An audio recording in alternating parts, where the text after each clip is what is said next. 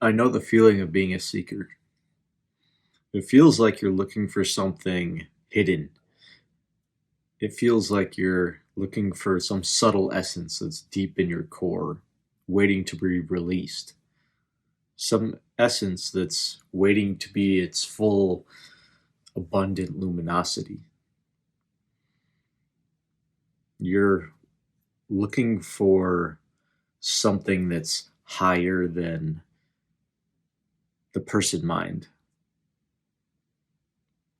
You're looking for some explosion of identity, or maybe even just a subtle dissolving of identity or of identity.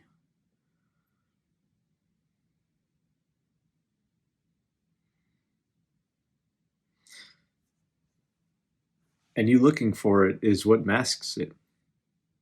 That sounds so stupid and unactionable, and it felt that way to me too.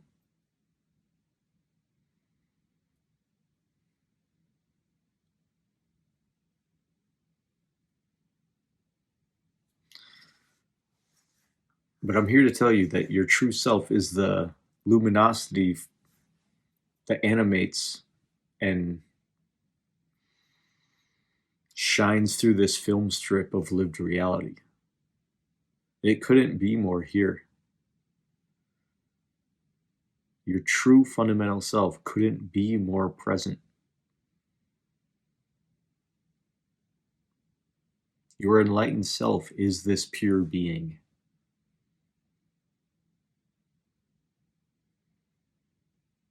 A lot of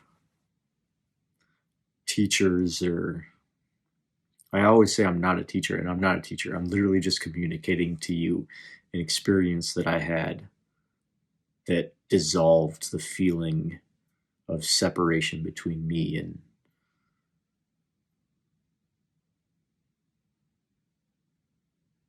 the ever unfolding existence of infinity. It's so impossible to talk about.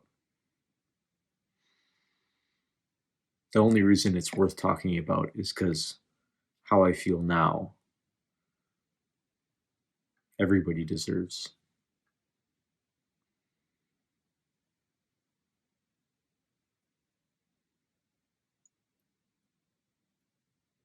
There's nothing here trying to prove anything. There's nothing here trying to get anything.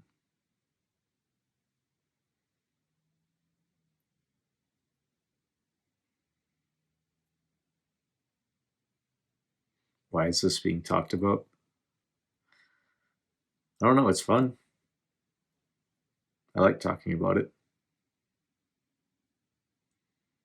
I've had conversations that have been very reassuring. Several people have told me they felt a greater expanse in their being since having these similar realizations just through these kind of conversations.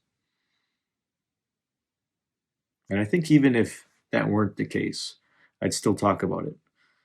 This is being talked about because it just feels compelled. It's not like a personal agenda. It just feels compelled to be talked about.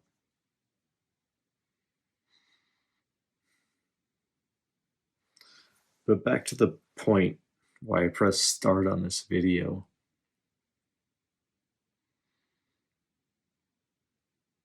Your fundamental essence couldn't be more here.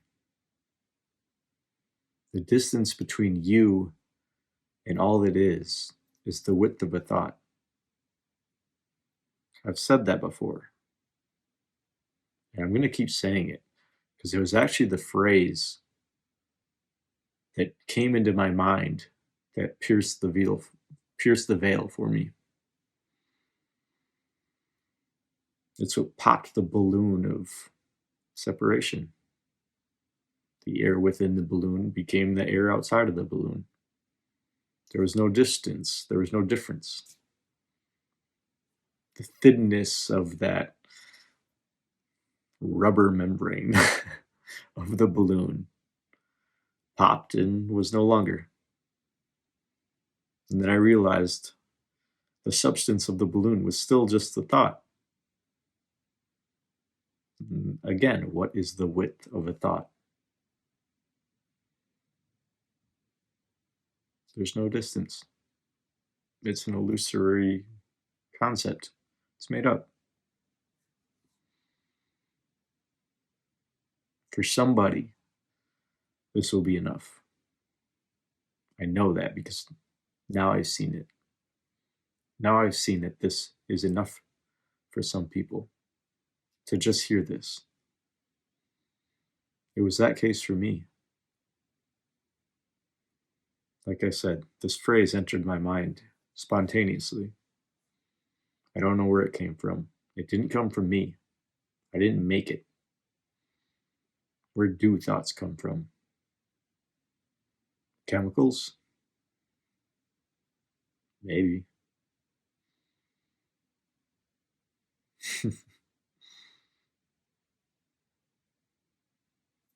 Am I a chemical? Maybe.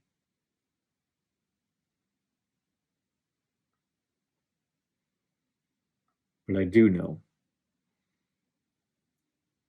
the freedom that I experience now is different than the freedom that I experienced as a seeker. And what did it for me was that phrase.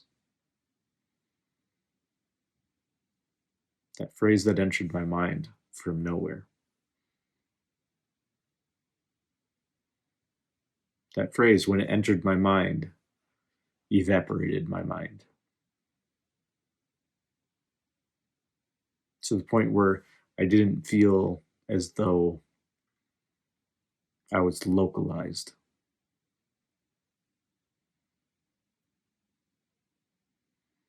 I felt as if I was the formless awareness by which all things were animated. I still feel that way.